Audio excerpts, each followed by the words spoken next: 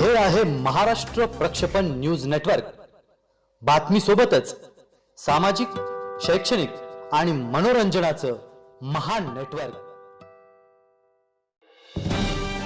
जागतिक आश्चर्य असणारं लोणार सरोवर, आणि आता या सरोवराचं आणखी एक वैशिष्ट्य समोर आलंय, ते म्हणजे या सरोवराचं पाणी अचानक लाल झालंय। यामागचं कारण अद्याप अस्पष्ट आहे। लोणार सरोवराच्या अभ्यासकांमध्येही याबाबत मतभिन्नता असल्याचं समोर आलंय।